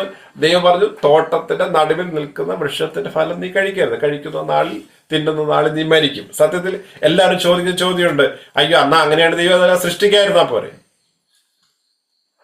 നന്മതിന്മകളെ അറിയുന്ന ആ വൃക്ഷത്തിന് ഫലം ഒത്തിരി പേരോട് ചോദിച്ചിട്ടുണ്ട്. പക്ഷേ ആ വൃക്ഷത്തിന് ഫലം സൃഷ്ടിക്കാതിരുന്നെങ്കിൽ ഈ പ്രശ്നം വല്ലതും ഉണ്ടാവുമായിരുന്നോ? സൃഷ്ടിക്കാതിരുന്നാ പോരെ? പക്ഷെ അത് സൃഷ്ടിക്കണം ദൈവത്തിന്. അതാണ് അതിന്റെ ദൈവത്തിന്റെ പ്രോട്ടോകോൾ, അതാണ്. പക്ഷെ ദൈവം ഉദ്ദേശിച്ചത് നീ മണ്ണ് കൊണ്ട് നിർമ്മിക്കപ്പെട്ടവനാണ്. നന്മതിന്മകളെ തിരിച്ചറിഞ്ഞാൽ നീ ദൈവത്തെ പോലെയാകും. പക്ഷെ അതിനുള്ള ടൈം ആയിട്ടില്ല. അതിനൊരു പീരീഡ് ടൈം വെച്ചിട്ടുണ്ട്. ദൈവത്തിന് അറിയാം ഇവര് ടെസ്റ്റ് ഉണ്ട്, ആ ടെസ്റ്റ് ജയിക്കണമെന്ന്. അപ്പൊ നന്മതിന്മകളെ കുറിച്ചുള്ള വൃക്ഷത്തിന്റെ ഫലവും കഴിക്കാം, ജീവവൃക്ഷത്തിന്റെ ഫലവും കഴിക്കാം, എല്ലാം സെറ്റാ. പക്ഷെ അതിന് ദൈവം ഒരു ടൈം വെച്ചിട്ടുണ്ട്. ആ ടൈമിന്റെ ഉള്ളിലാണ് ഇവർ പാപത്തിൽ അകപ്പെട്ടു പോകുന്നത്. അപ്പൊ ദൈവം വാസ്തവമായി കൽപ്പിച്ചിട്ടുണ്ടോ? അതിൽ പിശാചിന്റെ ആ തന്ത്രം നമുക്ക് മനസ്സിലാകാം. ജഡമോഹം, കൺമോഹം, ജീവനത്തിന്റെ പ്രതാപം കൃത്യമായിട്ട് അവിടെ പിശാച് അവിടെ ഹവ്വയുടെ മുമ്പിൽ കൊണ്ടുവരുന്നു അല്ലെ? ആ വൃക്ഷത്തിന്റെ ഫലം കാണാൻ ഭംഗിയുള്ളത്, തിന്നാൻ നല്ലത്. കണ്ടോ? ജീവനത്തിന്റെ പ്രതാപം എന്നാ? ഇത് തിന്നാൽ നീ ദൈവത്തെ പോലെ ആകും. പിശാചിന്റെ ആഗ്രഹം എന്തായിരുന്നു? പിശാചിന്റെ ആഗ്രഹം എന്തായിരുന്നു? ദൈവത്തെ പോലെ ആകാം, ഞാൻ അത്യുന്നതനോട് സമനാകും. കണ്ടോ? പിശാചിനാകാൻ പറ്റിയില്ല. പിശാചിനറിയാം ഈ തന്ത്രം ഇവിടെ പയറ്റി ഇവരിതനുസരിക്കാൻ തയ്യാറായ ദൈവം ഇവനെ പെട്ടുവെന്ന്. പിശാച് അതേ തന്ത്രമാണ് ഉപയോഗിച്ചത്. അങ്ങനെ ശരിക്കും വേദപഠിതാക്കൾ പറയും, ഇത് സത്യമാണെന്ന് എനിക്കറിയില്ല, ഒറ്റ ദിവസം കൊണ്ടല്ല ഹവ്വയെ പാപത്തിൽ വീഴിച്ചത്. ഏകദേശം 300 വർഷം പിശാച് ഹവ്വയെ ഇങ്ങനെ പ്രലോഭിപ്പിച്ചുകൊണ്ടേയിരുന്നു എന്ന് പറയുന്നു. ഇപ്പൊ എന്നോട് തെളിവുണ്ടോ എന്ന് ചോദിച്ചാൽ എനിക്ക് പറയാനില്ല. അതുകൊണ്ട് നിങ്ങൾ അതിനെ വിശ്വസിക്കണമെന്ന് ഞാൻ അവകാശപ്പെടില്ല. എന്തായാലും സംഭവിച്ചത് സംഭവിച്ചു, അതാണുള്ള സത്യം. അപ്പൊ വാസ്തവമായി കൽപ്പിച്ചിട്ടുണ്ടോ? അത് തുടരുത്, തിന്നരുത് എന്നൊക്കെ ദൈവം പറഞ്ഞിട്ടുണ്ട്. പക്ഷെ പ്രലോഭിപ്പിക്കുക, നീ ദൈവത്തെ പോലെയാകും, ദൈവത്തെ പോലെയാകും. കണ്ടോ, ദൈവം എന്താ നിന്നെ തിന്നാൻ സമ്മതിക്കാത്ത? എന്താ കണ്ടോ, ബാക്കിയെല്ലാം അതെന്താ തിന്നാൻ സമ്മതിക്കാതെ? അപ്പൊ നീ ദൈവത്തെ പോലെ ആകുമെന്ന് ദൈവത്തിന് പേടിയുണ്ട്, അതുകൊണ്ടാണ് എന്നൊക്കെ ഇങ്ങനെ പറഞ്ഞിങ്ങനെ വാക്ചാതുര്യം കൊണ്ട് ഇങ്ങനെ മയക്കി എടുത്ത അവസാനം ഹവ്വ അത് തിന്നു, ആദമിനും തിന്മാൻ കൊടുത്തു. ഈ വൃക്ഷത്തിന്റെ ഇത് തിന്നതും അവിടെ കണ്ണു തുറന്നു, അവർ നഗ്നരെന്നറിഞ്ഞു, അവർ ഓടി ഒളിക്കുന്ന ഒരനുഭവത്തിലേക്ക്. പിന്നെ ഇങ്ങനെ തയ്ക്കുന്നതും അങ്ങനെയൊക്കെ ഒരുപാട് മെസ്സേജൊക്കെ ഞാനും കേട്ടിട്ടുണ്ട്. അങ്ങനെയാണ് സഹോദരിമാര് അങ്ങനെ 10ാം ക്ലാസ് തോറ്റിട്ട് പിന്നെ തയ്യൽ പഠിക്കാൻ പോയത് അതുകൊണ്ടാണ് എന്നൊക്കെ പറയുന്നത് കേട്ടിട്ടുണ്ട്. അതൊക്കെ നിങ്ങൾക്ക് വിട്ടിരിക്കുക, സഹോദരിമാരാണ് കൂടുതൽ തയ്യൽക്കാരായതൊക്കെ പറയുന്നതിന്റെ കാര്യം. എനിവേ, പക്ഷേ അവിടെ ഒരു കാര്യമുണ്ട്. വെയിലാറി ദൈവം ഇറങ്ങി വന്നു, ആദം ഹവ്വയുമായിട്ട് കമ്മ്യൂണിക്കേഷന് വേണ്ടി ഇറങ്ങി വന്നു, അല്ലെങ്കിൽ കൂട്ടായ്മയ്ക്ക് വേണ്ടി ഇറങ്ങി വന്നപ്പോൾ അവർ ഓടി ഒളിച്ചു, വൃക്ഷത്തിന്റെ മറവിൽ ഒളിച്ചു. ആദമേ നീ എവിടെ എന്ന് ദൈവം ചോദിക്കുക. സാധാരണ ഓടി വരുന്ന ആദമും ഹവ്വയും അന്ന് കാണുന്നില്ല. അവർ വൃക്ഷത്തിന്റെ മറവിൽ ഒളിച്ചു. കാരണം എന്നാ? അവർ നഗ്നരായി, ദൈവത്തിന്റെ മുമ്പിൽ നിൽക്കാൻ കഴിയാത്തവരായി. അവർക്ക് ദൈവത്തിന്റെ മുമ്പിൽ ഉണ്ടായിരുന്ന നീതിയുടെ വസ്ത്രം, തേജസ്സിന്റെ വസ്ത്രം, വിശുദ്ധിയുടെ വസ്ത്രം, ഇതെല്ലാം നഷ്ടപ്പെട്ടു പോയി. ദൈവം മുമ്പാകെ നിൽക്കാൻ കഴിയാതെ ദൈവത്തിൽ നിന്ന് ഓടി ഒളിച്ചു. ഇതിനെ തിരിച്ചു തരാനാ ക്രിസ്തു വന്നത്. അതോട് ചേർത്ത് ഞാനങ്ങ് പറയുക, ഇതിനെ തിരിച്ചു തരാനാ ക്രിസ്തു വന്നത്. എല്ലാം നഷ്ടപ്പെട്ട ആ ഏദൻ തോട്ടത്തിലെ ആദമിന്റെ നിലവിളിയാണ് ക്രിസ്തു ക്രൂശിൽ കടന്ന് നിലവിളിച്ചത്. എന്റെ ദൈവമേ, എന്റെ ദൈവമേ, നീ എന്നെ കൈവിട്ടതെന്ത്? കാരണം എന്താണെന്നറിയാമോ? വചനത്തിൽ ക്രിസ്തുവിനെ കുറിച്ച് പറയുന്നൊരു കാര്യമുണ്ട്. 1 കൊരിന്ത്യർ 15-46 ഒടുക്കത്തെ ആദം ജീവിപ്പിക്കുന്ന ആത്മാവായി. കണ്ടോ, ക്രിസ്തുവിനെ കുറിച്ച് പറയുന്ന ഒടുക്കത്തെ ആദം. ആദ്യത്തെ ആദമിൽ നഷ്ടപ്പെട്ടതിനെ മുഴുവനും തിരിച്ചു പിടിക്കേണ്ടതിന് വേണ്ടിയാണ് ഒടുക്കത്തെ ആദമായി യേശു കർത്താവ് ഈ ഭൂമിയിലേക്ക് വന്നത്. അപ്പോൾ പാപം ചെയ്ത് ദൈവത്തിൽ നിന്ന് ഇവർ അകന്നപ്പോൾ ഇവർക്ക് നഷ്ടപ്പെട്ട പോലെ തന്നെ പുത്രത്വം നഷ്ടപ്പെട്ടു, ദൈവത്തിന്റെ മകൻ എന്ന പദവി നഷ്ടപ്പെട്ടു, ദൈവമായിട്ടുള്ള കൂട്ടായ്മ നഷ്ടപ്പെട്ടു, ദൈവത്തിൽ നിന്ന് കിട്ടിയ അധികാരം നഷ്ടപ്പെട്ടു, ഏദൻ തോട്ടം നഷ്ടപ്പെട്ടു. നിങ്ങൾ മനസ്സിലാക്കണം, ആകാശത്തിന്റെ കീഴെ സകലത്തിന്റെ മേലും വാഴുവാൻ അധികാരം ലഭിച്ച മനുഷ്യന് ഇതെല്ലാം, ആ ആത്മീയ സ്പിരിച്വൽ അതോറിറ്റി നഷ്ടപ്പെട്ടു. ഇത് പിശാചിന്റെ അധികാര പരിധിയിലേക്ക് കയറി. അങ്ങനെ ആയുധമില്ലാത്തവൻ, അധികാരമില്ലാത്തവൻ ഒരു അധികാരം സ്ഥാപിക്കുകയാണ്. അതുകൊണ്ട് തന്നെയാണ് അവൻ ആകാശമണ്ഡലത്തിന്റെ അധിപതിയെന്നും ആകാശമണ്ഡലത്തിൽ വ്യാപരിക്കുന്ന അനുസരണക്കേടിന്റെ ആത്മാവെന്നും ഒക്കെ പറയുന്നത്. എഫേസ്യ ലേഖനം 2-ാമത്തെ അധ്യായത്തിലൊക്കെ അനുസരണക്കേടിന്റെ മക്കളിൽ വ്യാപരിക്കുന്ന എന്നൊക്കെ പറയുന്നില്ലേ? അപ്പോസ്തല പ്രവൃത്തികളിലുണ്ട് അവർ ആകാശത്തിന്റെ അധികാരങ്ങൾ, ഇങ്ങനെയൊക്കെ പറയുന്നതിന്റെ കാരണം. അപ്പോൾ ആകാശത്തിന്റെ അധികാരം നിങ്ങൾ ശ്രദ്ധിച്ച്, ഈ ആകാശത്തിന്റെ അധികാരം, ആകാശത്തിനകത്ത് ഈ നക്ഷത്ര മണ്ഡലം, ബുധൻ, ശുക്രൻ, ഭൂമി അല്ലെ, അതിനകത്താണ് നമ്മൾ ഈ പറയുന്നത് അവന് ശുക്രൻ അടിച്ചു അല്ലേ, അവനിപ്പോ വ്യാഴം, അവനിപ്പോ ഗുളിക, ടാബ്ലറ്റ് എന്നൊക്കെ പറയത്തില്ലേ, കണ്ടക ശനി,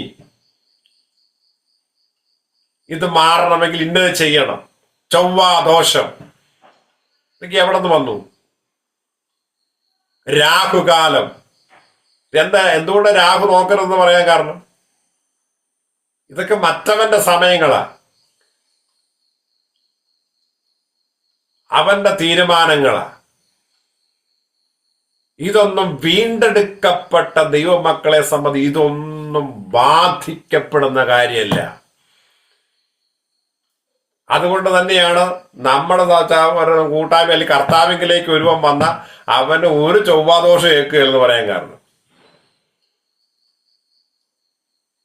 അതിന്റെ പുറകെ ആരും പോകേണ്ട കാര്യമില്ല. അവന് ശുക്രൻ അടിച്ചെന്ന് പറഞ്ഞ ആരടിച്ചെന്ന്, ആരുടെ അനുഗ്രഹം വന്നെന്നാ? ഈ പറഞ്ഞ നവരത്നത്തിന്റെ അനുഗ്രഹം എവിടെ നിന്ന് വന്നെന്ന് മനസ്സിലായപ്പോ, ഇരുന്നരുളുന്ന ഒരുവനുണ്ട്. ആകാശത്തിന്റെ കീഴിലുള്ള സകലത്തിന്റെ മേലും വാഴുന്ന ഒരുവനുണ്ട്. കണ്ടോ? അങ്ങനെ എല്ലാം നഷ്ടപ്പെട്ടവനായി മനുഷ്യൻ ഏദൻ തോട്ടം വിട്ടിറങ്ങുകയാണ്. ഏദൻ തോട്ടം വിട്ടിറങ്ങുമ്പോൾ ദൈവം ഒരു കാര്യം പറഞ്ഞു. അത് ഒരുപാട് കാര്യങ്ങളുണ്ട്. ആദ്യം ആദമിനോട് വെച്ച് പറഞ്ഞു ഹവ്വ എനിക്ക് തന്നു, ഹവ്വയോട് വെച്ച് പറഞ്ഞു പാമ്പ് എന്നെ വഞ്ചിച്ചു. ഇങ്ങനെ കുറെ ന്യായീകരണങ്ങൾ, അതിനെക്കുറിച്ച് ഒരു എക്സ്പ്ലനേഷൻ ഞാൻ ഒരുപാട് പറയുന്നില്ല. പക്ഷെ വളരെയധികം ശ്രദ്ധിക്കപ്പെടേണ്ട ഒരു വാക്യമാണ് ഉൽപ്പത്തി പുസ്തകം 3-ാമത്തെ അധ്യായം അതിന്റെ 15-ാമത്തെ വാക്യം. ഞാൻ നിനക്കും സ്ത്രീക്കും നിന്റെ സന്തതിക്കും അവളുടെ സന്തതിക്കും തമ്മിൽ ശത്രുത്വം ഉണ്ടാക്കും. അവൻ നിന്റെ തല തകർക്കും, നീ അവന്റെ കുതികാലം തകർക്കും. വേദപുസ്തകത്തിലെ പിശാചിനുള്ള ആദ്യത്തെ വെല്ലുവിളിയും രക്ഷകനായ നമ്മുടെ കർത്താവ് ഭൂമിയിലേക്ക് വരുന്നു എന്നുള്ള ആദ്യത്തെ പ്രവചനവുമാണ് ഈ വേദഭാഗം എന്ന് പറയുന്നത്. സത്യത്തിൽ ഈ രത്നങ്ങൾ കൊണ്ട് നിർമ്മിക്കപ്പെട്ട പിശാച് പാപം ചെയ്തപ്പോൾ അവന് കിട്ടാത്ത ഒരു ഭാഗ്യം കളിമണ്ണ് കൊണ്ട് സൃഷ്ടിക്കപ്പെട്ട മനുഷ്യന് കിട്ടി. കാരണം എന്താ പറയുമ്പോ, അവനെ വീണ്ടെടുക്കാൻ ഒരുവൻ വരും. നീ എന്നും നഷ്ടപ്പെടുകയല്ല, നിന്നെ വീണ്ടും തിരിച്ചെടുക്കും എന്നുള്ള പ്രത്യാശ നിർഭരമായ ഒരു പ്രവചനമാണ് അവിടെ കാണുന്നത്. അതിന്റെ കാരണം ഉപായത്താൽ ചതിക്കപ്പെട്ടു പോയതാണെന്ന് ദൈവത്തിന് ബോധ്യമുള്ളത് കൊണ്ട് തന്നെ ആണ് ദൈവം വീണ്ടും മനുഷ്യനോട് കരുണ കാണിക്കുന്നത്. ആ കരുണ കാണിക്കുമ്പോൾ തന്നെ വളരെ ശ്രദ്ധിക്കേണ്ട ഒരു കാര്യമുണ്ട്. സ്ത്രീയുടെ സന്തതി സർപ്പത്തിന്റെ തല തകർക്കും. സ്ത്രീയുടെ സന്തതി. അപ്പോൾ എന്താ സ്ത്രീയുടെ സന്തതി തകർക്കും എന്ന് പറയാൻ കാരണം? ആദ്യം പാപം ചെയ്ത ആരാ? ഹൗവ. ഒരു സ്ത്രീയാണ് പാപം ചെയ്തത്. അപ്പോൾ പിശാചിനെ നോക്കി പിതാവാദയം പറയാ, എടാ പിശാചെ, നീ ഏത് സ്ത്രീയാണോ പാപത്തിൽ വീഴിച്ചത്, ആ സ്ത്രീയുടെ സന്തതി പരമ്പരയിൽ നിന്ന് ഒരുവളുടെ മകനായി ഒരുവൻ ജനിക്കും. അവൻ നിന്റെ തല തകർക്കും, അധികാരത്തെ പിടിച്ചെടുക്കും. കണ്ടോ? ദൈവത്തിന്റെ വെല്ലുവിളിയായിരുന്നു. അപ്പോൾ യേശു എന്തിനാ മനുഷ്യപുത്രനായതെന്ന് ചോദിച്ചാൽ, യേശു മനുഷ്യന്റെ സൃഷ്ടി, അല്ല ദൈവത്തിന്റെ സൃഷ്ടിയാണ് യേശു എന്നൊക്കെ പലരും പല വാദഗതികൾ ഉയർത്തുന്നില്ലേ? എന്തുകൊണ്ട് യേശു മനുഷ്യപുത്രനായി പുത്രൻ എന്ന പദവിയിലെത്തി എന്ന് ചോദിച്ചാൽ, ആ ചോദ്യത്തിന്റെ മറുപടി ഏദൻ തോട്ടത്തിൽ തന്നെ കിടപ്പുണ്ട്. നഷ്ടപ്പെട്ടു പോയത് ഒരു മനുഷ്യനായതുകൊണ്ടും നഷ്ടപ്പെട്ടു പോയത് ദൈവത്തിന്റെ മകൻ എന്ന പദവിയിലുള്ളവരാകൊണ്ടും അതിനെ വീണ്ടെടുക്കേണ്ടതിനു വേണ്ടി പിതാവാം ദൈവത്തിന്റെ വെല്ലുവിളിയെ പൂർത്തീകരിക്കേണ്ടതിന് സൃഷ്ടിയുടെ മണിമകുടമായ സ്വർഗീയ തമ്പുരാനായ യേശു ക്രിസ്തു തന്റെ സകല മഹത്വവും സ്വർഗത്തിൽ വെച്ചിട്ട് ദൈവത്തിന്റെ സൃഷ്ടിയായ മനുഷ്യനോളം ചെറുതായി ഈ താണ ലോകത്തേക്ക് ഇറങ്ങി വന്നു. കണ്ടോ? അത് ഏദൻ തോട്ടത്തിന്റെ പ്രവചനത്തിന്റെ നിവർത്തിയ. യേശു എന്തിനാണ് മറിയയിൽ ജനിച്ചതെന്ന് ചോദിച്ചാൽ, സ്ത്രീയുടെ സന്തതി സർപ്പത്തിന്റെ തലയെ തകർക്കുമെന്ന പ്രവചനത്തിന്റെ നിവർത്തി സംഭവിക്കേണ്ടതിനും അത് വെളിപ്പെടേണ്ടതിനും വേണ്ടി നമ്മുടെ കർത്താവായ യേശു ക്രിസ്തു, സകലത്തിന്റെ സൃഷ്ടിതാവായവൻ, താൻ സൃഷ്ടിച്ച സ്ത്രീയുടെ ഉദരത്തിൽ ഒരു ബീജത്തോളം ചെറുതായി നമ്മുടെ രക്ഷയ്ക്ക് വേണ്ടി ഒരു സ്ത്രീയുടെ ഉദരത്തിൽ ജന്മമെടുത്തു. ഉദരത്തിൽ ആ സ്ത്രീയുടെ ബീജത്തോളം ചെറുതായി വന്നു എന്നുള്ളതും തമ്പുരാന് നമ്മോടുള്ള സ്നേഹത്തെ വെളിപ്പെടുത്തുന്ന സത്യമാണ്. സ്തോത്രം. കണ്ടോ? അതുകൊണ്ട് യേശുവിന് ദൈവമായവന് ദൈവപുത്രനെന്നും മനുഷ്യപുത്രനെന്നും ഈ ഭൂമിയിൽ പേർ വിളിക്കപ്പെടേണ്ടി വന്നു. ഇതാണ് സത്യം. അതുകൊണ്ടാണ് യേശുവിനെ ദൈവപുത്രൻ, മനുഷ്യപുത്രൻ എന്നൊക്കെ അഭിസംബോധന ചെയ്ത് പറയാനുള്ള കാരണം. അങ്ങനെ ഏദൻ തോട്ടത്തിൽ നിന്ന് മനുഷ്യൻ പുറത്താക്കപ്പെട്ടു. മനുഷ്യൻ നെറ്റിയിലെ വിയർപ്പ് കൊണ്ട് അധ്വാനിച്ച് ജീവിക്കേണ്ട സാഹചര്യത്തിലേക്ക് വരുന്നു. അവിടെ പിന്നീട് നമുക്ക് മുമ്പോട്ട് പോകുമ്പോൾ അബ്രഹാമിനെ ദൈവം യുഗങ്ങൾ കഴിഞ്ഞ് അബ്രഹാമിനെ തെരഞ്ഞെടുക്കുന്നുണ്ട്. നോഹയെ തെരഞ്ഞെടുക്കുന്നുണ്ട്. ആ നോഹയിലൂടെ നമുക്കറിയാം ആ പെട്ടകം അത് ക്രിസ്തുവിന്റെ നിഴലായി വരുന്നു. അബ്രഹാമിനെ തെരഞ്ഞെടുക്കുന്നുണ്ട്. ഒരു വിശ്വാസത്താലുള്ള നീതി ലഭിക്കുമെന്ന് വിശ്വസിച്ചു പോകുന്ന ഒരു ചരിത്രത്തെ കാണുന്നു. പിന്നെ മോശ വരുന്നു, ഇസ്രായേൽ ജനം വരുന്നു. അവിടെ ഇസ്രായേൽ ജനത്തെ വരുമ്പോഴും അവരുടെ നടുവിൽ വസിക്കാൻ ദൈവം ഒരു പെട്ടകമുണ്ടാക്കുമ്പോഴും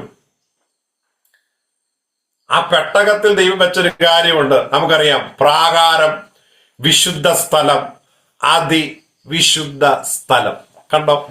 മൂന്നാളത്വങ്ങളെ പ്രതിനിധീകരിച്ചും, അല്ലെങ്കിൽ ആദമിനെ പ്രതിനിധീകരിച്ചു എന്ന് തന്നെ പറയാം. ദേഹം, ദേഹി, ആത്മാവെന്ന മനുഷ്യത്വത്തെ പ്രതിനിധീകരിച്ചു ദൈവം ആ പെട്ടകത്തെ പോലും ഉണ്ടാക്കുന്നത് നമുക്ക് വ്യക്തമായി മനസ്സിലാക്കാനായിട്ട് നമുക്ക് സാധിക്കും.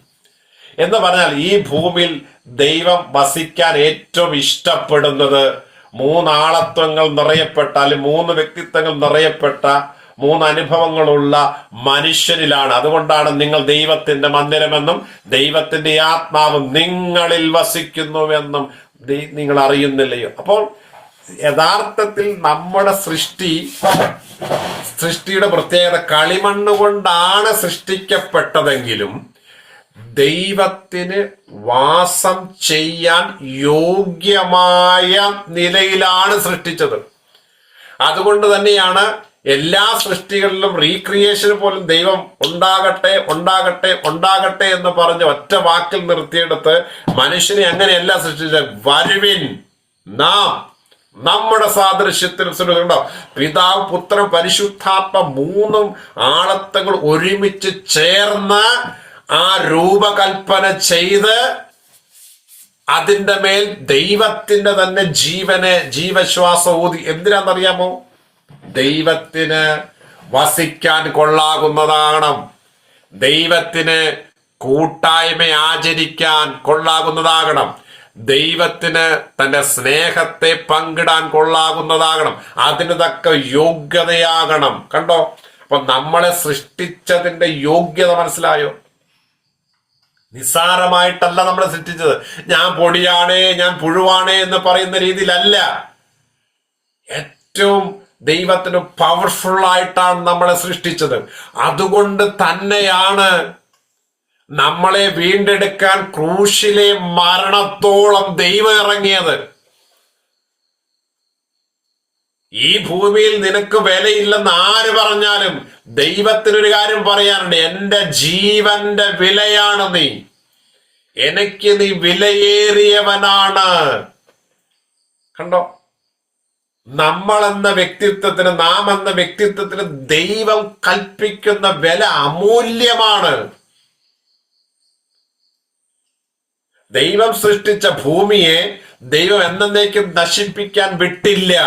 അങ്ങനെ തന്നെയാണ് ദൈവം മനോഹരമായും ദൈവത്തിന് വാസം ചെയ്യാൻ കൊള്ളാവുന്ന രീതിയിൽ സൃഷ്ടിച്ച നമ്മളെയും എന്നും നശിപ്പിക്കാനായി ദൈവം വിട്ടുകൊടുത്തില്ല. വീണ്ടെടുക്കാൻ ദൈവം തയ്യാറായി. അതുകൊണ്ട് തന്നെയാണ് ഞാൻ പറഞ്ഞപ്പോ നിങ്ങൾ പറഞ്ഞത്, നിങ്ങൾ എന്നും കഷ്ടതയിലും, നിങ്ങൾ എന്നും വേദനയിലും, എന്നും രോഗത്തിലും, എന്നും പ്രതിസന്ധികളിലും അല്ല. ദൈവം നിങ്ങളെ പൊക്കിയെടുക്കും. കാരണം ദൈവത്തിന് നിങ്ങൾ വിലയേറിയവരാണ്.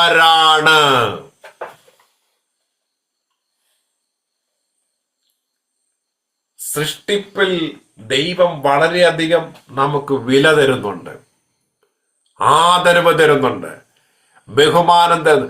അതുകൊണ്ട് തന്നെയാണ് ദൈവമക്കളെ പിശാചിനും നമ്മോട് ദേഷ്യം.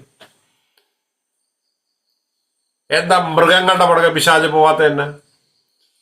മനുഷ്യനെ വാസം ചെയ്യാനും മനുഷ്യനെ ഭരിക്കാനും മനുഷ്യനിലൂടെ പ്രവർത്തിക്കാനും ഒക്കെ പിശാചിന്. കാരണം എന്നാ?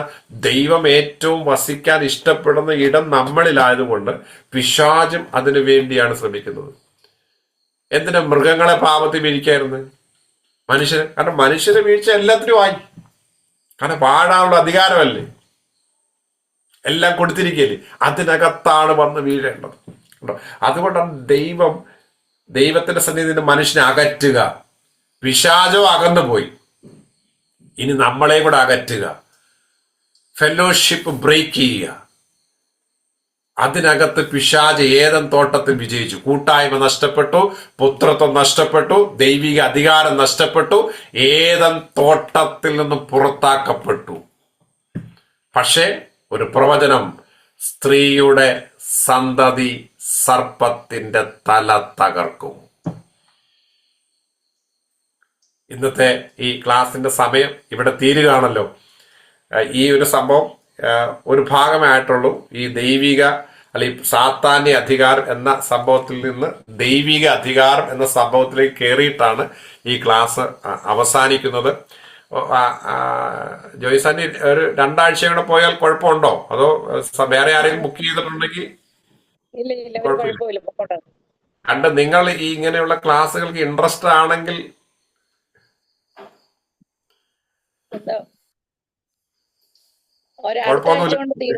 അടുത്ത ആഴ്ച കൊണ്ട് തീർന്നില്ലേ നമുക്കത് നോക്കാമല്ലേ? ഇത് അടുത്ത ആഴ്ചയുടെ പൊക്കോട്ടെ. ശരി ശരി ശരി, ഓക്കെ ഓക്കെ ഓക്കെ. തീർച്ചയായിട്ടും ക്രിസ്തുവിൽ നാം ആരായി തീർന്നു എന്നൊരു സംഭവത്തിലേക്ക് വന്നു നിന്നാലേ ഇതിനകത്തൊരു പൂർണ്ണത വരത്തുള്ളൂ. കാരണം ഞാനിപ്പോ പിശാചിനെ കുറിച്ച് പറഞ്ഞു നിർത്തി ക്ലാസ് അവസാനിപ്പിച്ചു കഴിഞ്ഞാൽ നിങ്ങൾ വിചാരിക്കും അങ്ങനെയാണ് പിശാചിനെ ഹൈലൈറ്റ് ചെയ്ത് നിർത്തിച്ച് പോയെന്ന് പറയും. അതുകൊണ്ടാണ് ഞാൻ മുൻപേ ഒരു കാര്യം പറഞ്ഞത്. അങ്ങനെ കൊണ്ടുവന്ന് നിർത്താൻ ദൈവം തന്നെ അനുവദിക്കരുത്. ഒരാഴ്ചയും കൂടെ ഉള്ളത് അതിനനുസരിച്ച് ഞാൻ പെട്ടെന്ന് കട്ട് ചെയ്ത് അതിനകത്ത് കയറി അങ്ങ് ക്ലോസ് ചെയ്ത് പോവാം. No problem. ഓക്കെ, തുടർന്നുള്ള അവസരം തന്നതിന് നന്ദി. കർത്താവ് അനുഗ്രഹിക്കട്ടെ. കർത്താവിന്റെ ദാസൻ വൈജിപ്പാസ്റ്ററെ ദൈവം ധാരാളമായിട്ട് സഹായിക്കട്ടെ. അടുത്ത ആഴ്ച നമുക്ക് തീർന്നില്ലെങ്കിൽ അടുത്ത ആഴ്ചയും അതിന് തുടർന്നുള്ള ആഴ്ചകളും അതിന്റെ കണ്ടിന്യൂഷൻ തന്നെ നമുക്കുണ്ടാവും. കർത്താവ് ധാരാളമായി സഹായിക്കട്ടെ. കാരണം വളരെ സമയം അത്യാവശ്യം ശനിയാഴ്ച വൈകിട്ട് സഭയുടെ കാര്യങ്ങളൊക്കെ ഉള്ളതാണ്. കാരണം അദ്ദേഹം വലിയൊരു ആലപ്പുഴയുള്ള വലിയൊരു സഭയുടെ പാസ്റ്ററും കൂടെയാണ്. അപ്പോൾ തന്നെ ഈ കാര്യങ്ങൾക്ക് വേണ്ടി നമുക്ക് വേണ്ടി സമയം അദ്ദേഹം ചെലവഴിക്കുന്നത് കൊണ്ട് ആമേ കർത്താവ് നമുക്ക് നഷ്ടപ്പെട്ടു പോയ എല്ലാ അനുഗ്രഹങ്ങളും നന്മകളും കർത്താവ് നമുക്ക് നൽകിത്തരും. ഞാൻ ഇന്നലെ ഇവിടെ നിന്ന് ഇടുക്കിയുടെ അങ്ങേ അറ്റമുള്ള ഒരു സ്ഥലത്ത് കടന്നുപോയി. അവിടെ നിന്ന് ഉച്ചക്കത്തെ സെഷൻ കഴിഞ്ഞതിന് ശേഷം വളരെ വേഗതയിൽ അവിടുന്ന് ഇവിടെ എത്തിച്ചേരാൻ വഴിയാത്രയിലൊന്നും കർത്താവിന്റെ കരുണയുണ്ടായിരുന്നു. വളരെ വേഗതയിൽ ഓടി വന്ന് ഞാൻ എൻ്റെ ഹസ്ബൻഡിനോട് പറഞ്ഞത് കണ്ടിന്യൂ ചെയ്തു. അപ്പൊ എന്നെ കണ്ടപ്പോഴേ അദ്ദേഹം ഇരിപ്പിടം വിട്ട് പോയി. അപ്പൊ വീണ്ടും ഞാൻ വന്ന് അതേപടി ജസ്റ്റ് മുഖം പോലും വാഷ് ചെയ്തില്ല, വന്ന് കയറി ഇരിപ്പാൻ കർത്താവ് ഇടയാക്കി. കടന്നു വന്ന് നിങ്ങളെ എല്ലാവരെയും ദൈവം ഒത്തിരി സഹായിക്കട്ടെ. വചനം ശുശ്രൂഷിപ്പാനും വർഷിപ്പ് ചെയ്യാനും പ്രാർത്ഥന ലീഡ് ചെയ്യുവാനും എല്ലാം കർത്താവിന്റെ ദാസിദാസന്മാരെ ദൈവം ബലപ്പെടുത്തിയല്ലോ. നാം ഒരുമിച്ച് അവിടെയും ഈ ദൈവിക അധികാരത്തെ കുറിച്ചാണ് പ്രസംഗിപ്പാനിടയായത്.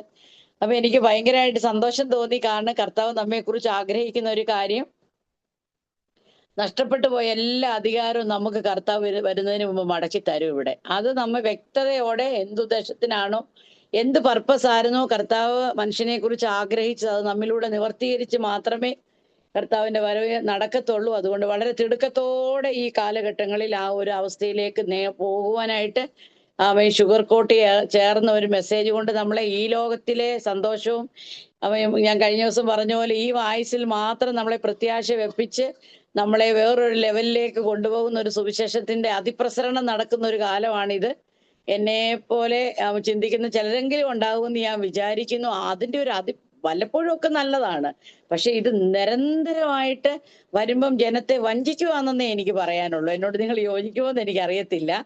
ഞാൻ അങ്ങനെ ചിന്തിച്ചു പോവുക. സ്തോത്രം. അതുകൊണ്ട് ഇങ്ങനെയുള്ള അനുഭവങ്ങൾ നമുക്ക് ലഭ്യമാകുന്നത് നമ്മുടെ നിത്യതയുടെ ദർശനത്തെ വലുതാക്കി തരാനും ഈ ലോകത്തിന്റെ ജീവിതത്തിന്റെ ആ നൈമിഷികതയെക്കുറിച്ച് നമുക്ക് ഗ്രഹിപ്പിച്ചു തരാനും കർത്താവിന്റെ ദാസൻ ദൈവം നമ്മെ സഹായിക്കുന്നുവല്ലോ. വചനം കേട്ട എല്ലാവരെയും ധാരാളമായിട്ട് കർത്താവ് സഹായിക്കട്ടെ. നാം ഇവിടുത്തുകാരല്ല. നാം ഇവിടെ നിന്ന് നമുക്ക് എത്രയും വേഗം ഇവിടെ നിന്നൊരു ട്രാൻസ്ഫർ ഉണ്ട്. അതുകൊണ്ട് അതിനായിട്ട് ദൈവത്തിന്റെ പരിശുദ്ധാത്മാവ് നമ്മളെ എല്ലാവരും സഹായിക്കട്ടെ എന്ന് ഞാൻ പ്രാർത്ഥിക്കുന്നു.